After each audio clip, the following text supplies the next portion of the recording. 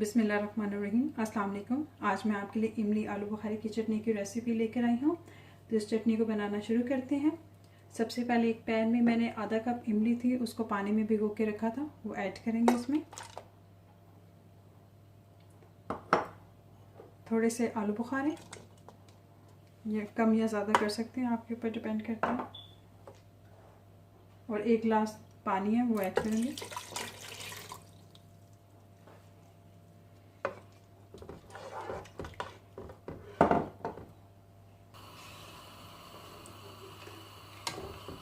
अब आपने medium flame पर इमली और आलू बुखारे को कुक होने देना, ताकि ये दोनों जो है वो सॉफ्ट हो जाए।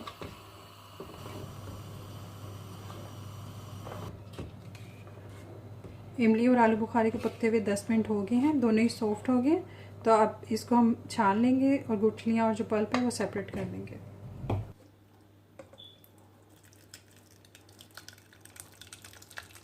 किसी भी बोल में स्ट्रेनर को रख के तो इस पर सारा जो है ये इमली और आलू बुखारे का जो मटेरियल है वो ऐड कर देंगे। ऐसे चम्मच की मदद से प्रेस करके तो जो लिक्विड है उसको दूसरे बोल में शिफ्ट कर लें।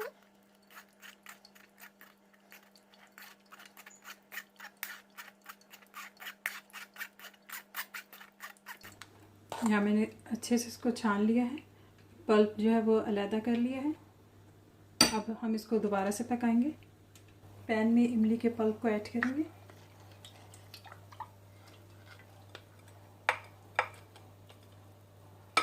इसमें मैं आधा चाय का चम्मच जो है सुरख मिर्च, आधा चाय का चम्मच नमक और चौथाई चाय का चम्मच काली मिर्च वो ऐड कर रही हूँ।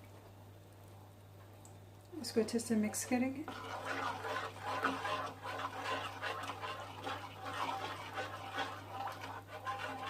स्पाइसेस को आप अपने टेस्ट के हिसाब से कम या ज़्यादा कर सकते हैं।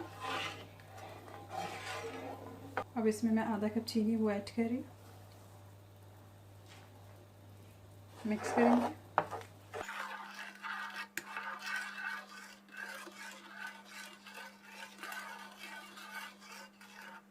अब इसको मीडियम फ्लेम पे 5 मिनट के लिए मज़ीद कुक करेंगे।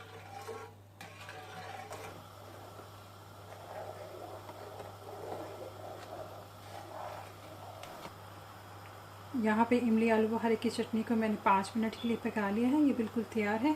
अभी जो है ये इतनी थिक नहीं है, पर जैसे ही ये ठंडी होगी ये थिक होना शुरू हो जाएगी। अब हम इसको सर्विंग बाउल में ट्रांसफ़र करते हैं।